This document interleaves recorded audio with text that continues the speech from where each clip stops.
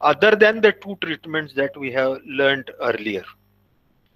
That is the activated sludge process and the uh, trickling filter. That is the suspension growth process and the attachment growth process जिसको हमने बोला.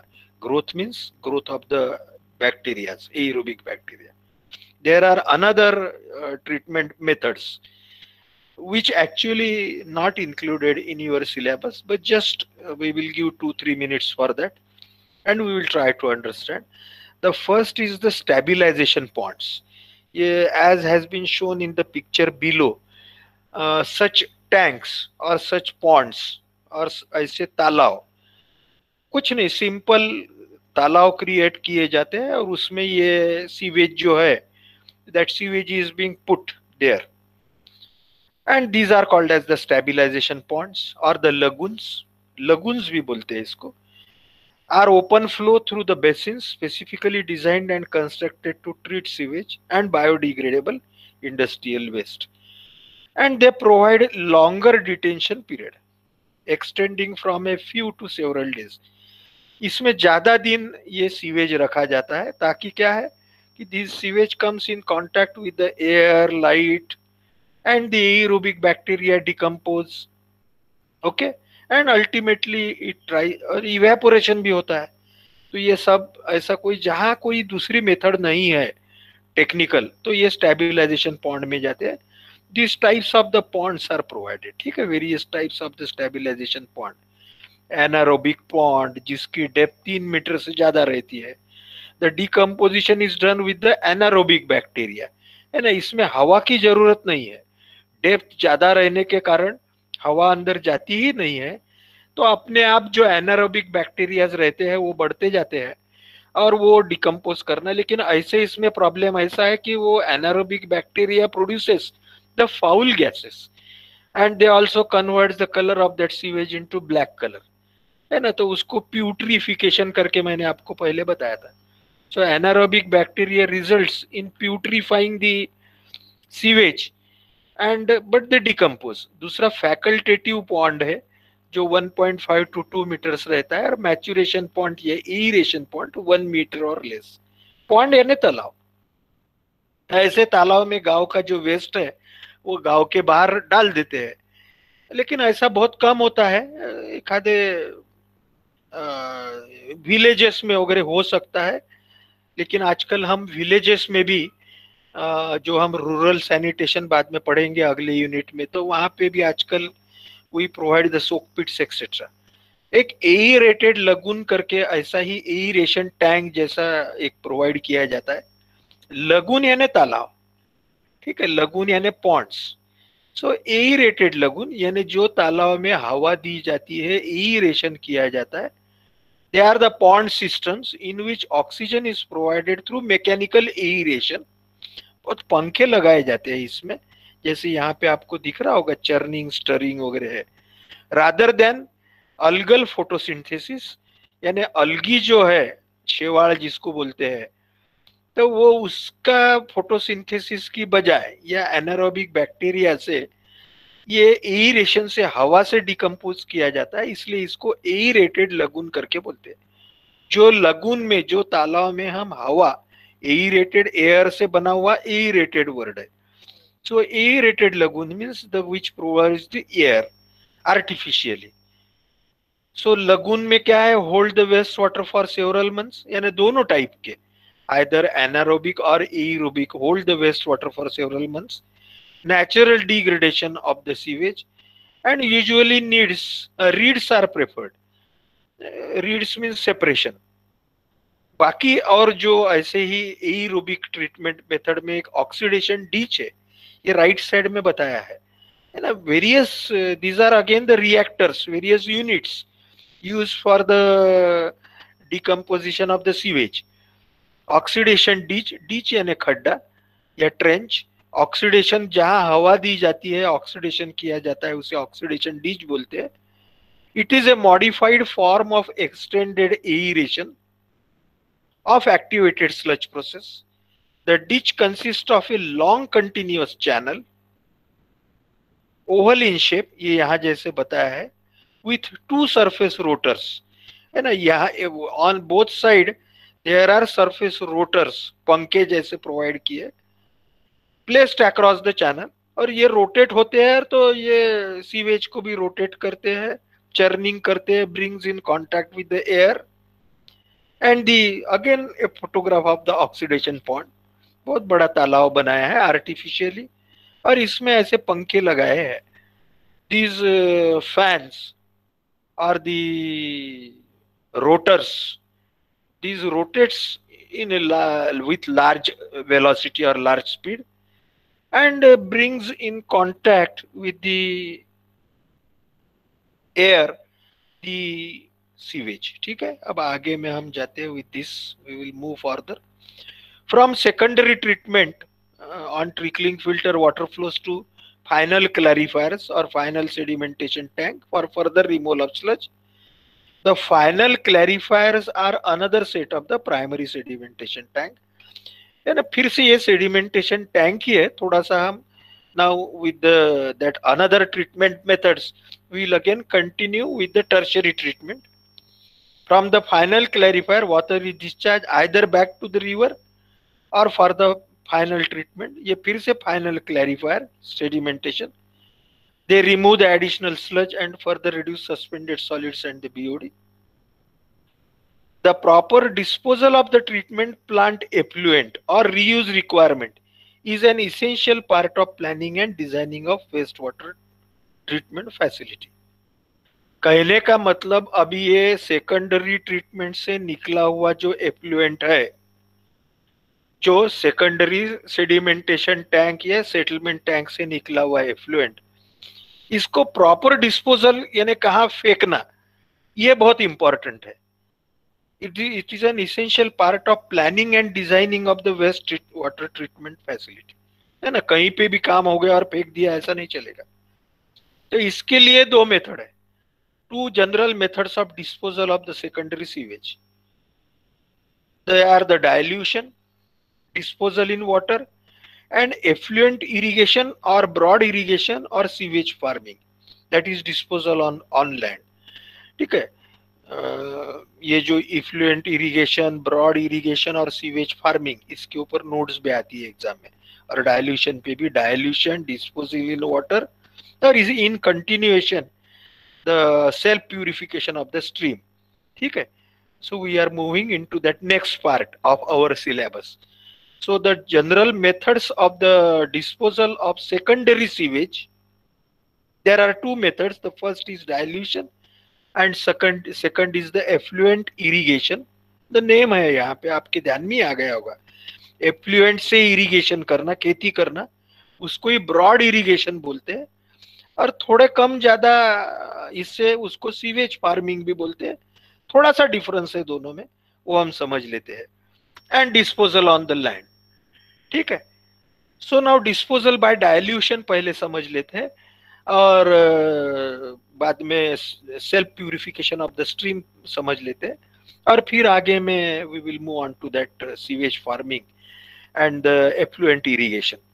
सो disposal by dilution, as the name suggests, that sewage is being disposed by making it diluted.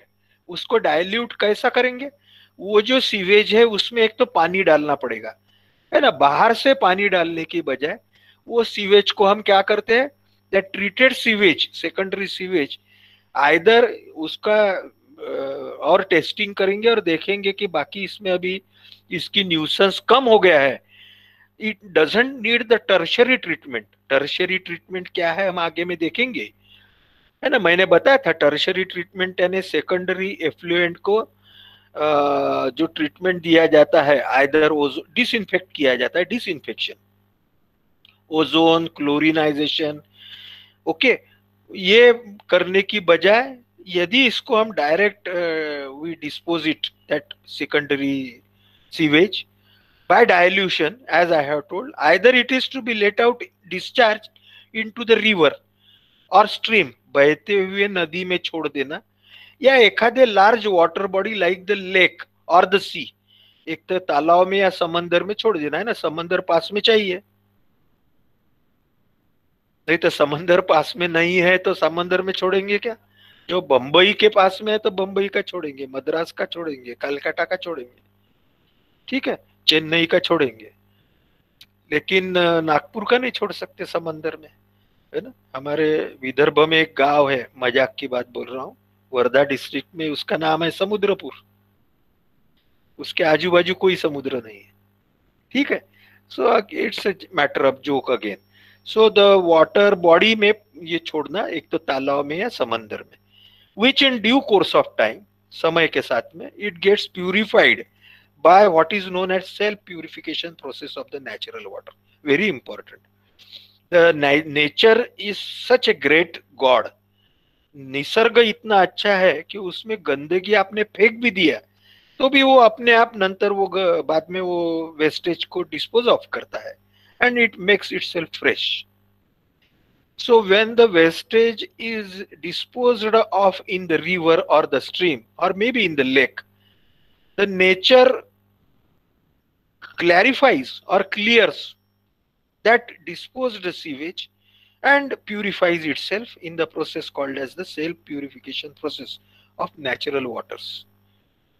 So we are again into, before moving into that self purification, let us understand some basics of the dilution disposal. The degree and amount of treatment given to that raw sewage before disposing in the river or the stream depends not only upon the quality of raw sewage but also upon self purification capacity of the river also. यानी वो raw sewage जो secondary treatment से निकला है उसके quality के ऊपर तो डिपेंड है ही, लेकिन नदी की भी सेल्फ प्यूरिफिकेशन कैपेसिटी है क्या, वो भी हमें देखना है. और बाद में ये फेंकने के बाद में the intended use of its water, ये जो नदी का पानी है ना. नहीं तो ऐसा होगा कि एक आधी नदी है जो नागपुर तो भी कामठी का वेस्ट डाल दिया या कहीं और कनान का वेस्ट वाटर डाल दिया, तो water which is used on the downstream by the city will suffer. फिर से ध्यान में रखिए कि नदी में पानी छोड़ती waste water, the water which is used on the downstream by the city will suffer. फिर से ध्यान में रखिए कि नदी में पानी छोड़ती वेस्ट वाटर छोड़ते वक्त उसका यूज बाद में कहाँ होने वाला है उसके ऊपर भी डिपेंड है, क्योंकि इमीडिएट तो सेल्फ प्यूरिफाई नहीं होता है, नीचे के गांवों को भी तकलीफ नहीं होनी चाहिए. द रेशियो, ये बहुत इंपॉर्टेंट है, very important concept. The ratio of the quantity of diluting water to that sewage is known as the dilution factor. यानी नदी में का एक approximate quantity of the water available, that is the fresh water or the diluting water, that quantity divided by the quantity of sewage to be let out into that river for self purification is called as the dilution factor. ठीक है. Self purification of the system, अभी we are moving into that self purification, involves physical, chemical and biological process. Physical process, chemical process, which are those processes we will try to understand. Biological working simultaneously. Very important is again recall that dissolved oxygen indicates the river health. It should be more than 4 to 5 milligrams per liter.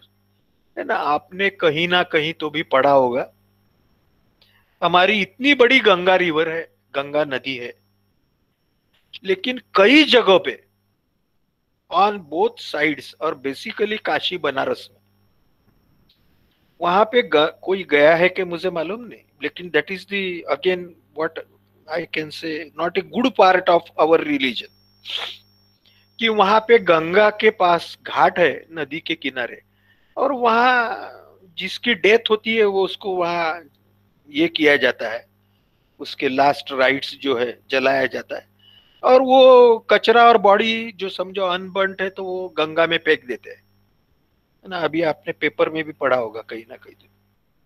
And that river flows also on the bank of the Ganga. There are numerous big cities. Delhi से चालू होता है, यमुना गंगा को मिलती है, दिल्ली है, बिहार के कई बड़े बड़े, बिहार पटना के वगैरह है, बाद में इलाहाबाद है, काशी है, बनारस है, कानपुर है, lot of the big cities having big industries. Kanpur है तो वहां पे लखनऊ है, तो वहां पे लेदर इंडस्ट्री है, कहीं कपड़े की इंडस्ट्री है, कहीं और बहुत है। तो और पूरे सिटीज है बड़े बड़े। So all that waste or the sewage water in those cities is being flown into the Ganga, and the Ganga is polluted to such an extent कि एक समय ऐसा है कि the oxygen, dissolved oxygen in that Ganga river is less than 4 to 5 milligrams per liter, और कई लाखों करोड़ों मछलियां उसमें मर गई।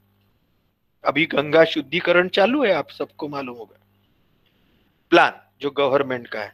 But still why we are facing, मैंने लेक्चर के शुरू में ही बताया कि हमें बताया गया है कि गंगा नदी में या कोई नदी में गंदा पानी ना फेंके।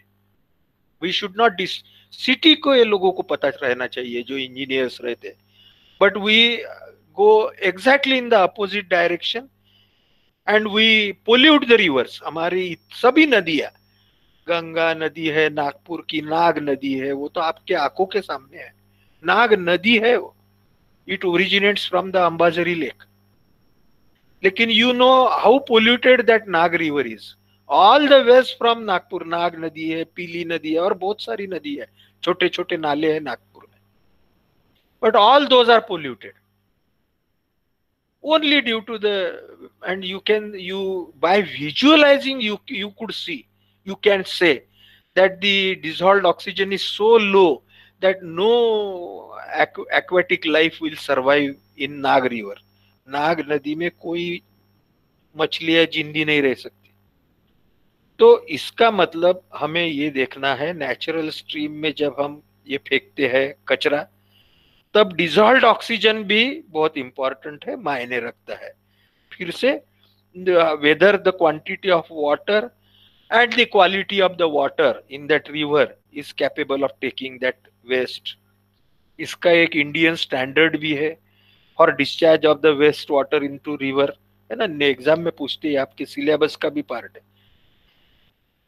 सिर्फ आईएएस ध्यान में रखिए, the bureau of Indian standard has laid down the guidelines for the disposal of the sewage, Indian standard 4764, and this is for the domestic sewage, and for industrial sewage Indian standard 2490. ठीक है, when the industrial waste waters are disposed of into the public sewers, then also their quality has to be checked. Again, for that purpose there is one standard, IS 3306. Please try to understand, there are 3 IS mentioned here. First IS is regarding the disposal of the domestic sewage or the sanitary sewage or sewage from the city into the stream. नदी में फेंकने की पहले वो quality क्या रहनी चाहिए, quality है ना उसकी, बीओडी क्या रहनी चाहिए, पीएच क्या रहना चाहिए, उसमें बाकी अदर केमिकल्स क्या रहना चाहिए, सस्पेंडेड सॉलिड्स वगैरह। ओके, हमने देखा था कि what are the expectations from the sewage after treatment, तो वो आईएस में दिया है। उसके बाद में एखादा इंडस्ट्रियल, एखादी एमआईडीसी है, वहां से एफ्लुएंट जब छोड़ते हैं, है ना, उसका क्या रहना चाहिए स्टैंडर्ड्स, वो भी आईएस है।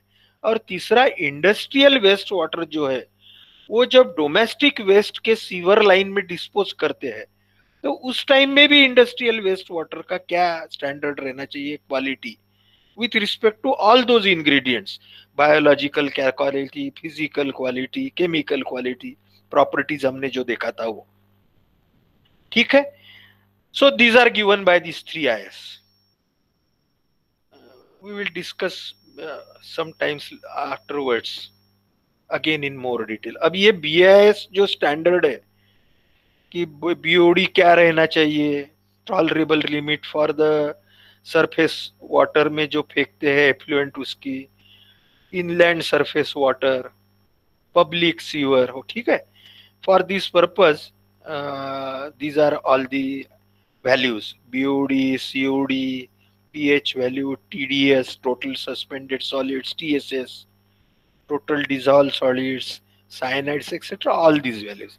ठीक है, बहुत सारा आपने ध्यान में नहीं रखा तो चलता है, बीओडी वैल्यू तो भी रखा तो चलता है, dissolve oxygen should not be less than 4 milligrams per liter, है ना. 20 to 500, 500 भी बहुत ज्यादा हो गई, लेकिन 200 से 250 milligram per litre is generally the BOD maximum expected.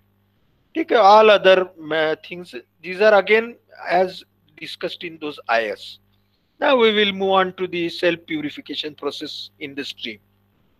We have learnt earlier that the self purification of the stream involves physical, chemical and biological process, है ना. अभी हमने इसके पहले एक स्टेटमेंट किया था. तो ये जब सेल्फ प्यूरिफिकेशन का मतलब आपके ध्यान में आ गया होगा कि नदी जो बहती नदी है, in that river, if that waste water is disposed of either from the city or from the industry, the God gift to that river is such that that river self purifies itself.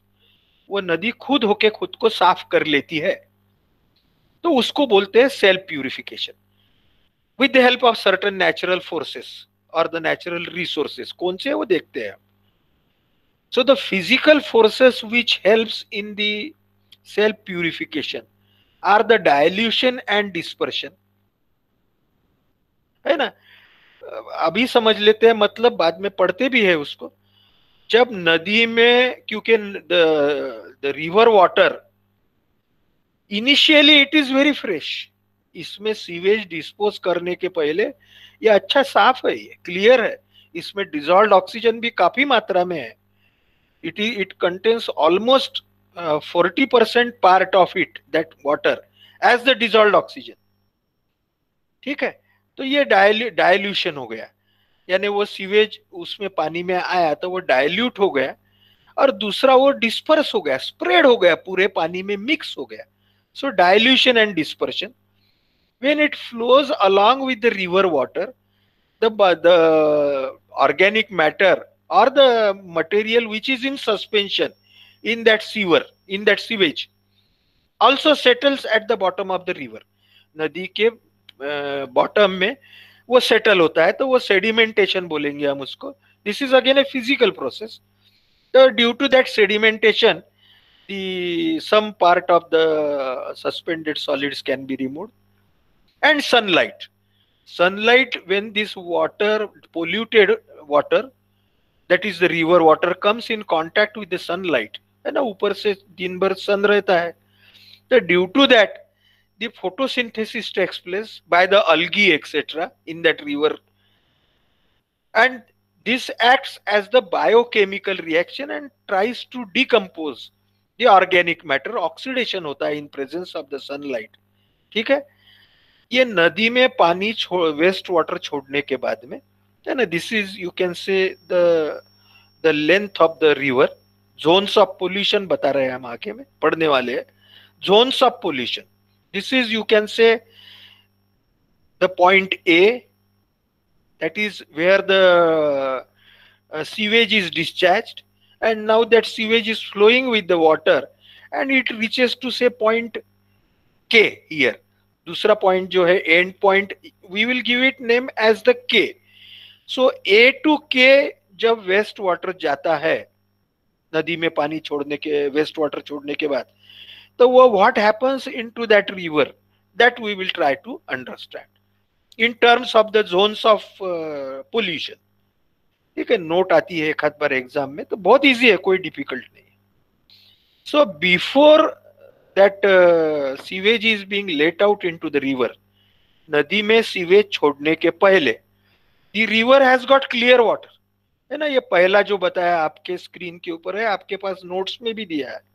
So first is the clear water. Okay, so this is the clear water zone, you can say, before addition of the sewage. It has got the saturation level, maximum air saturation level. ये जो horizontal line है, that is showing the dissolved oxygen level.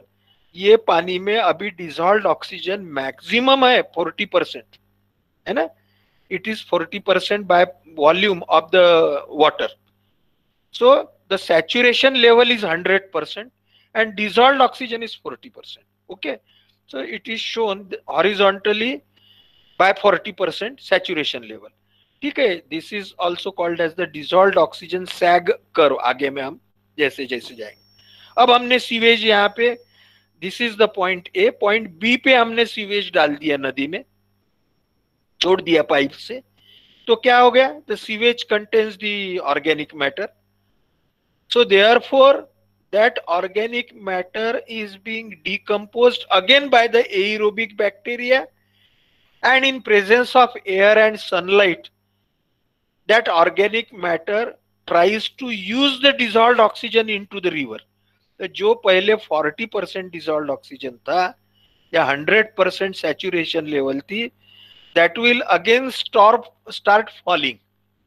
तो दूसरा zone है, that is the zone of the degradation, second zone is called as the zone of degradation, where the dissolved oxygen is being utilized by the aerobic bacteria as well as certain organic matter which gets decomposed or oxidizes in the presence of the air or oxygen and sunlight. So that zone is called as the zone of degradation.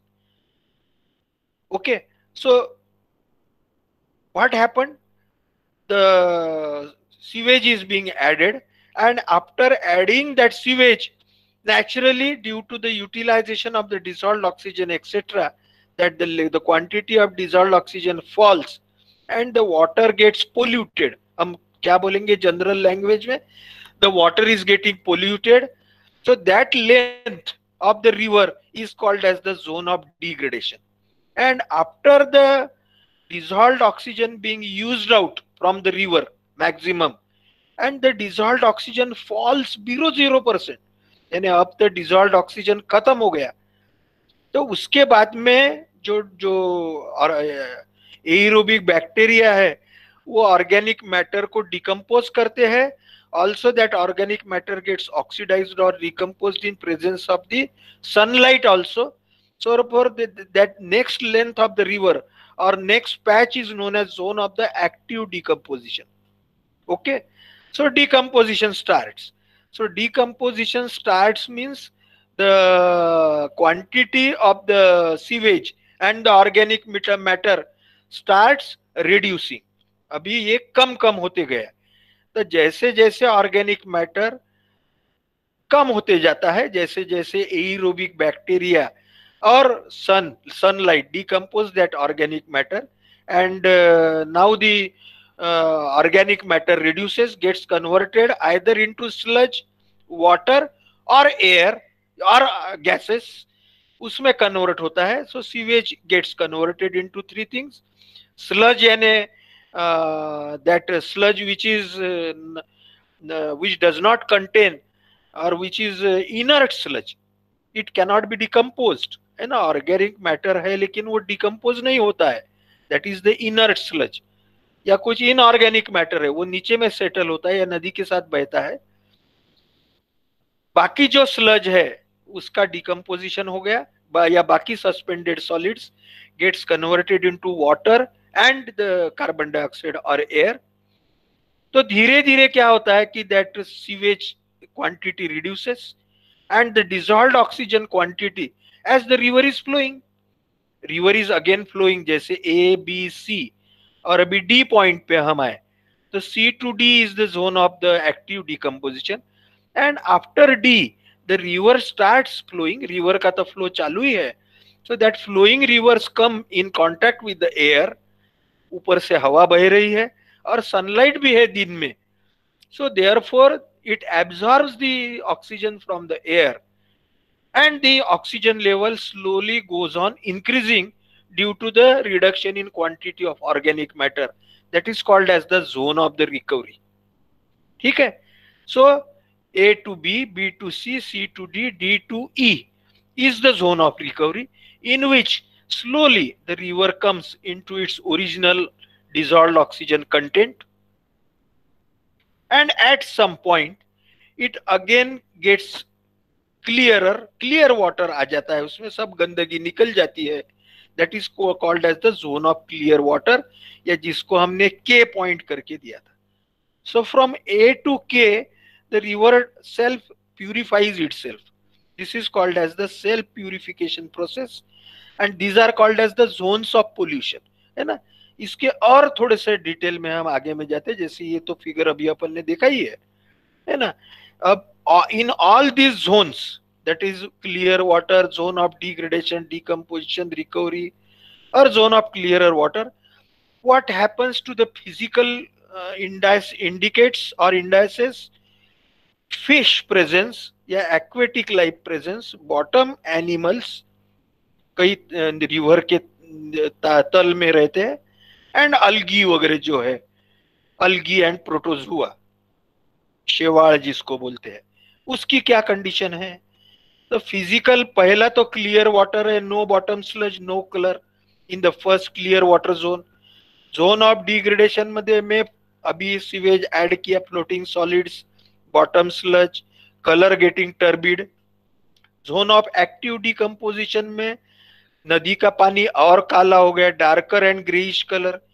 Evolution of the gases like CH4, CO2, H2S etcetera, है ना। आपने देखा होगा आपके गांव के पास में काफी नदी है, हमारी सब नदियां हमने पोल्यूट करके रख दी है, और ऐसा गंदगी दिखती है, गंदी बास आती है। जोन ऑफ रिकवरी में टर्बिड और फिर से क्लियर वाटर, ठीक है। फिश प्रेजेंस, शुरू में ऑर्डिनरी फिश रहते हैं। जोन ऑफ डिग्रेडेशन में टॉलरेंट फिश, जो कम हवा में भी जी सकते हैं, और जब 0% से नीचे जाता है ऑक्सीजन, तो कोई फिश विश जिंदा नहीं रहते। धीरे धीरे फिर ऑक्सीजन बढ़ेगा तो फिश वगैरह बढ़ेगी, और वैसे ही बॉटम एनिमल और अलगी और प्रोटोजुआ को भी सेम अप्लाइड है, ठीक है। द केमिकल, अभी फिजिकल प्रोसेस हमने देखा। Chemical process are the oxidation and the reduction, two processes takes place. A polluted stream undergoing cell purification can be divided into 4 zones, तो अभी हमने अच्छे से समझ लिए। Degradation, active decomposition, zone of recovery and cleaner water. We tried to understand the dissolved oxygen also. When sufficient dilution water is available, the dissolved oxygen receiving stream may not reach to zero. Critical dissolved oxygen due to availability of sufficient dissolved oxygen in the river before receiving the discharge of wastewater. So critical dissolved oxygen is called as that much quantity of water, oxygen, which after adding the sewage also remains sufficient quantity of dissolved oxygen for the aquatic life. That quantity is called as the critical dissolved oxygen. Current यानी flow, नदी जो बहती है उसको current बोलते हैं। When the strong water current is available, the discharge water will be thoroughly mixed. जितना ज्यादा, यानी जो फैक्टर सेल प्यूरिफिकेशन को, फिजिकल फैक्टर है, एक है डायल्यूशन, दूसरा करंट। नदी जितने जोर से बहेगी उतना उसमें वो एयर अच्छे से मिक्स होगी, ऑक्सीजन बढ़ेगा, ठीक है। कहने का मतलब, इन स्मॉल करंट, छोटी है तो solid matter from the waste water will get deposited at the bed following decomposition and reduction in dissolved oxygen, ठीक है। टेम्परेचर बहुत इंपॉर्टेंट है। Very less temperature is not required and very high temperature is all not required. तो नदी का तो ज्यादा तो रहता ही नहीं है, कम ही रह सकता है। So dissolved oxygen in water is more in cold temperature than in hot, है ना। ज्यादा हाई टेम्परेचर रहा, हाई रहता ही नहीं है generally, river temperature does not go above 30 degrees, but it can go lower. Also the activity of microorganism, दोनों विपरीत है। डिसॉल्व्ड ऑक्सीजन ज्यादा टेम्परेचर में रहता नहीं है, कम टेम्परेचर में रहता है, लेकिन माइक्रो ऑर्गेनिज्म हायर टेम्परेचर में ज्यादा एक्टिव होते हैं as compare to less. So the nice combination of this both two are required for cell purification, will take less time at hot temperature than winter. ठंड काले के बजाय धूप काले में जल्दी हो जाता है self purification of the stream. Sunlight, algae जो है, जो शेवाल जिसको बोलते हैं, produces oxygen in presence of sunlight due to photosynthesis. Therefore, sunlight helps in purification of the stream.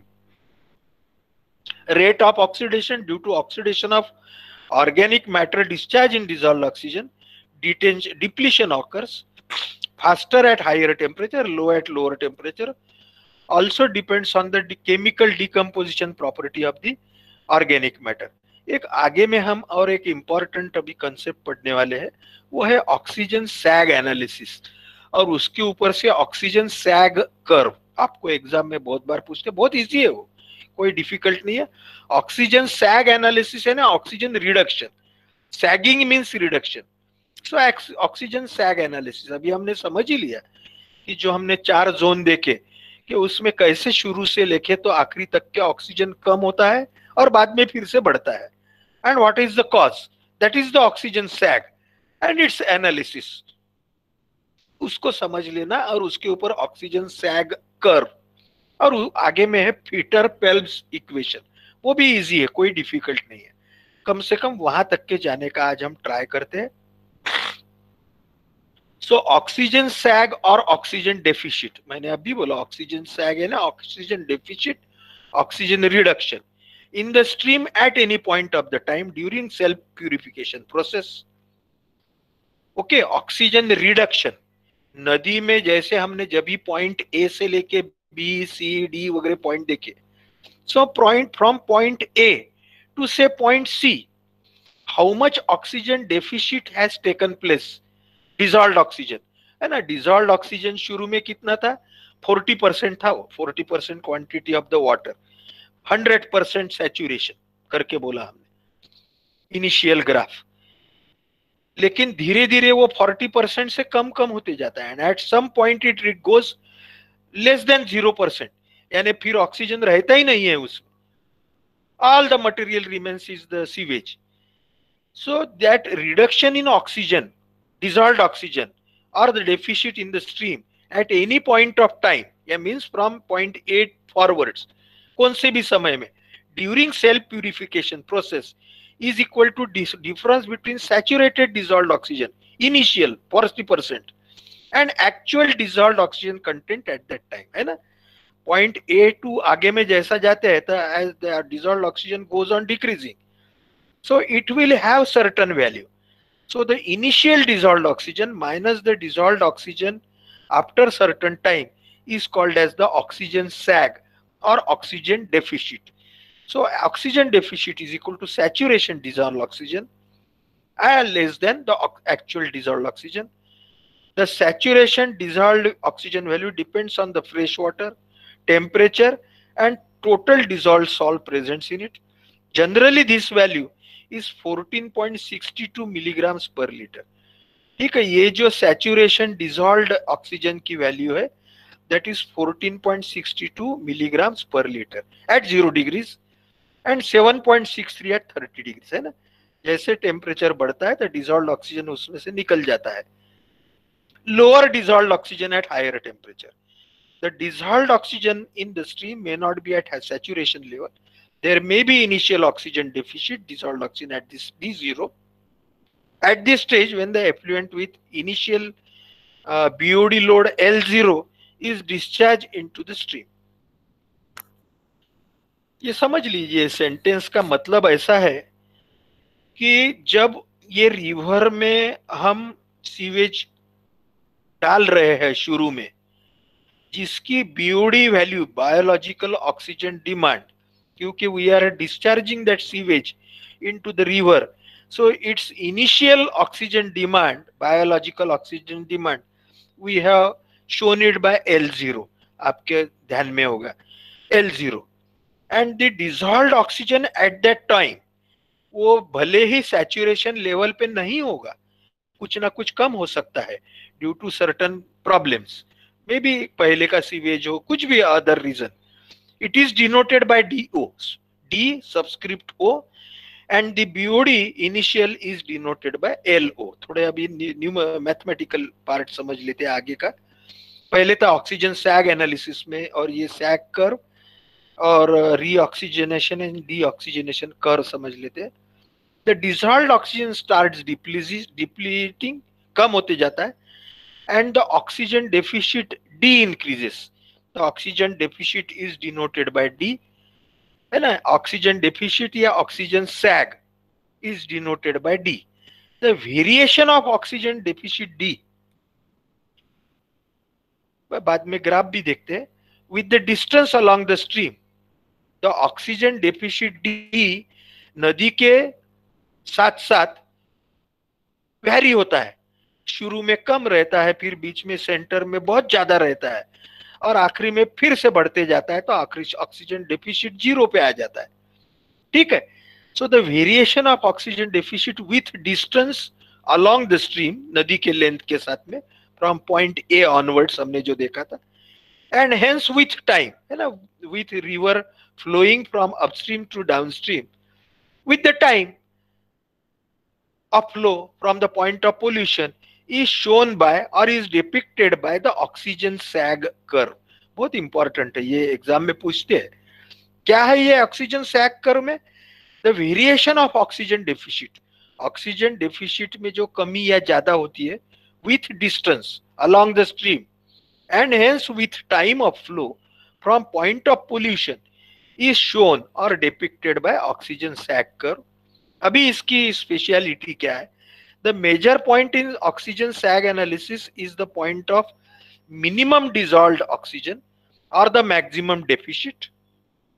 The maximum और critical deficit occurs at the inflection points of oxygen sag curve. अब ये देख लेते हैं, ये डार्क लाइन में जो बताया है that is the oxygen sag curve. X axis में है time of flow in streams और the distance, you can say time of flow in streams t days, and on the y axis it is the dissolved oxygen content percentage।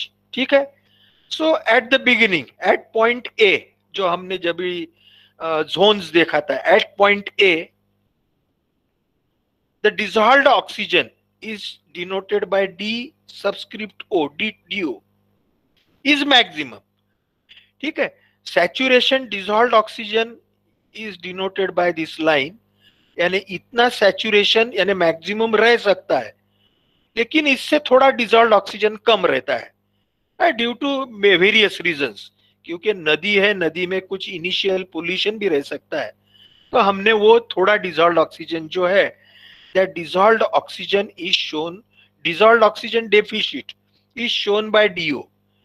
ठीक है, so initially it should have been at the saturation dissolved oxygen, but it is not at that value, it is less than the saturation, and that deficit is denoted by DO। now with the time, जैसे समय आगे आगे जाता है, जैसे नदी का पानी आगे आगे बढ़ते जाता है और उसमें सीवेज भी है, तो वो डिसॉल्व्ड ऑक्सीजन धीरे धीरे कम हो जाता है।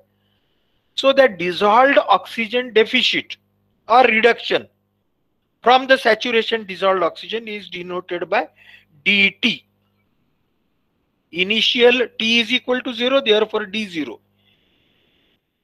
As we move forwards with the flow of the river, the dissolved oxygen goes on decreasing, and at certain point it reaches to the lowest value, means the dissolved oxygen deficit is maximum, but the value of dissolved oxygen is minimum.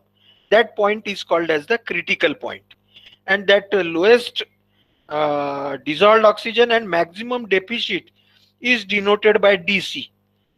ठीक है, so it is DC and the corresponding time to that is shown by the time critical or TC।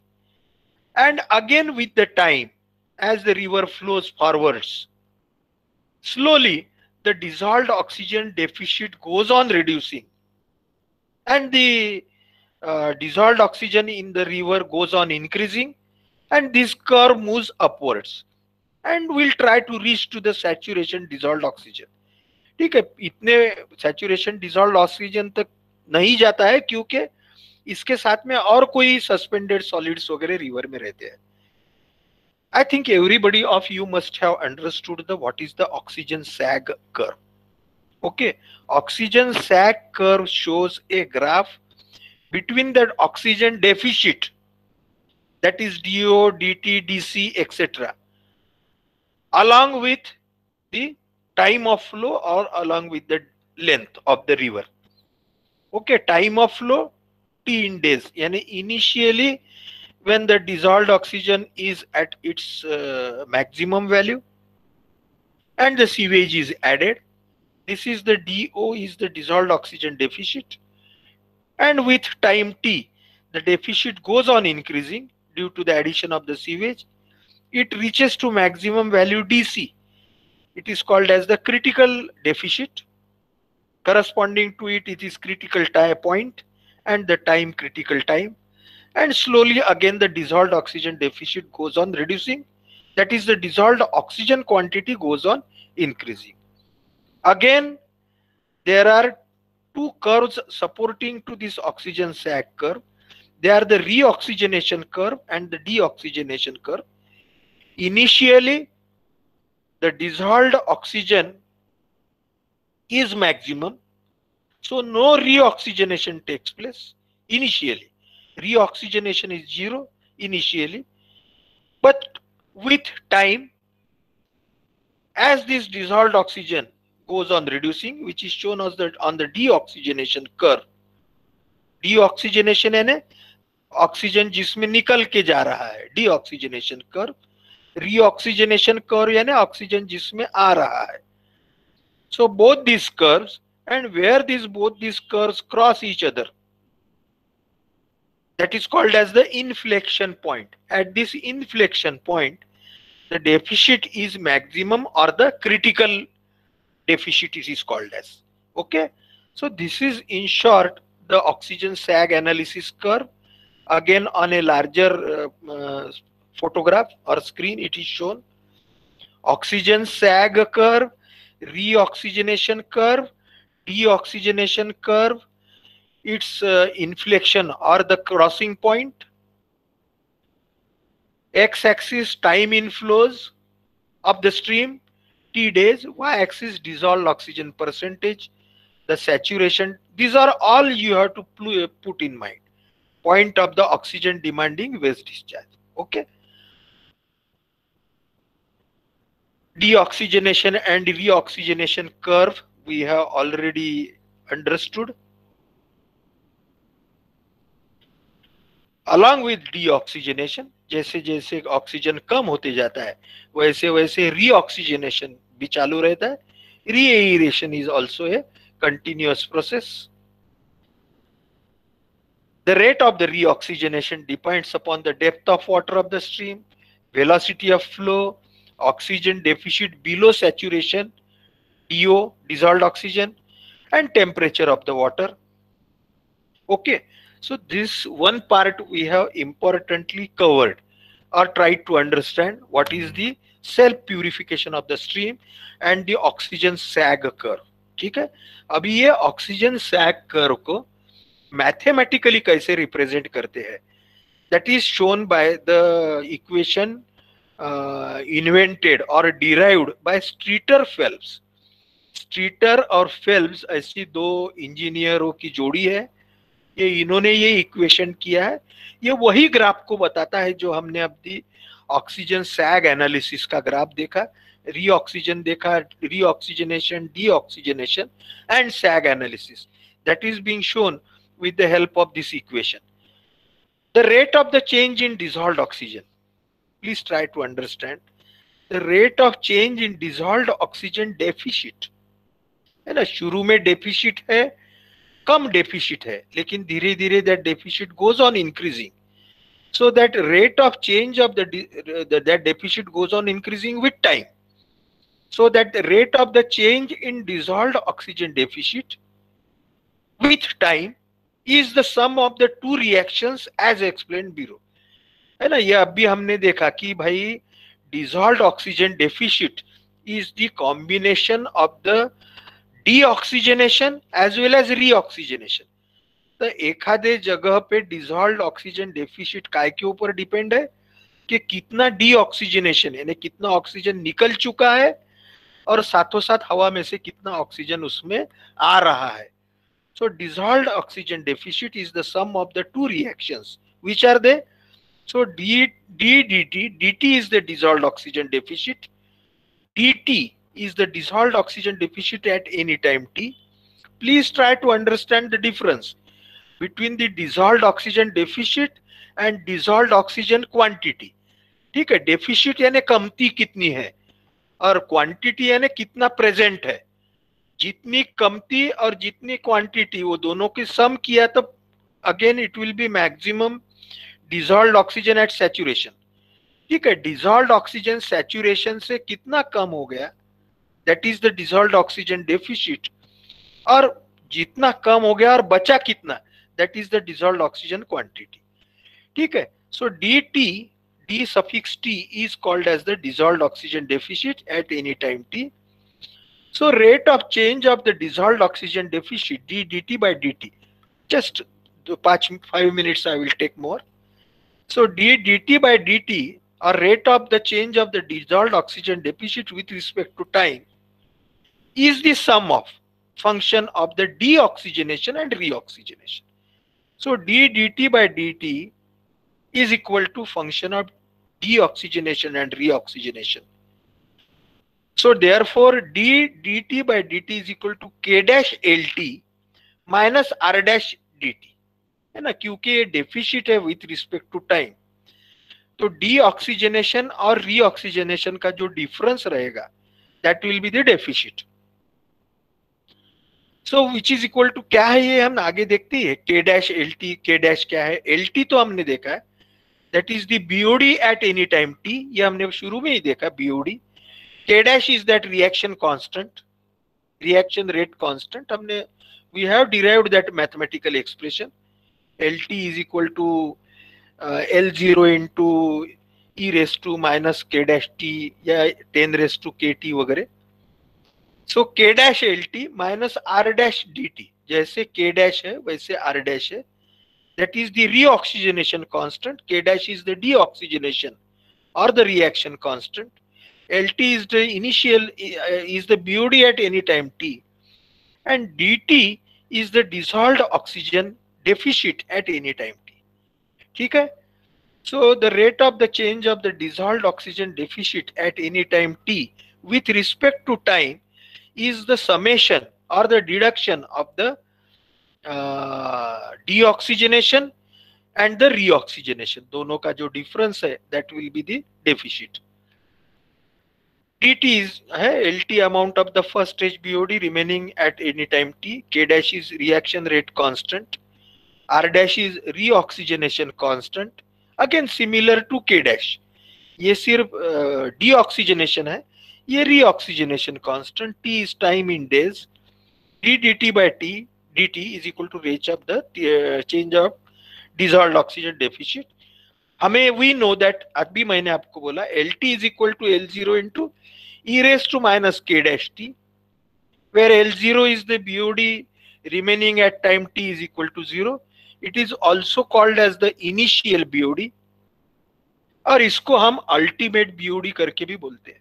L0 maximum BOD remaining at time t is equal to 0 है ना, जब हमने sewage का जो उस पानी में ऐड किया तब, यह initial BOD of the sewage.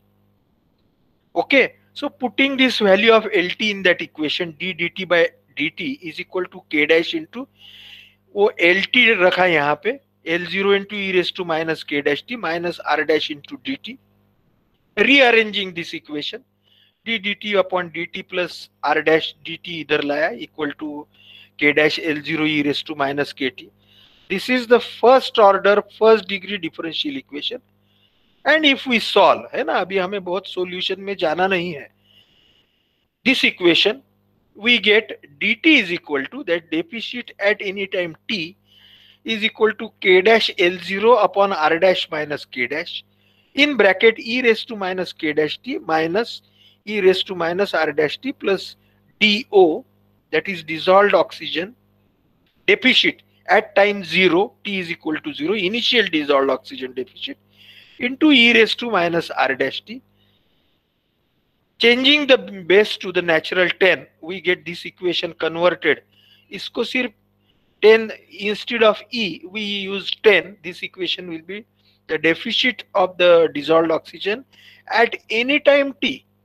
This is deficit is equal to k L0 r minus k, r dash और k dash को to the base 10, इसलिए r minus k, ये e की बजाय 10 raised to minus kt minus 10 raised to minus rt dO into d0 into 10 raised to minus RT, where K is the BOD reaction rate constant to the base 10, R is reoxygenation constant to the base 10, DO is initial oxygen deficit D0, T is time, X is the distance along the stream, and U is the stream velocity. So this is called as the Fetter-Pelbs oxygen sag equation. And this equation, graphical representation of this equation, ये equation को हम graphically बताते हैं. तो जो हमने पहले बताया था ग्राफ से, that is being shown by this ये जो शुरू में हमने deoxygenation and reoxygenation curve देखा और sag analysis, that is shown by this equation, wherein deoxygenation and reoxygenation occurs simultaneously. After critical point, the rate of re-aeration is greater than deoxygenation. ठीक है ना? At time t is equal to 0, x is equal to 0. ठीक है, यहाँ पे हम रुकते हैं. ये जो कर्व है, this is shown by that Fetter-Pelbs equation.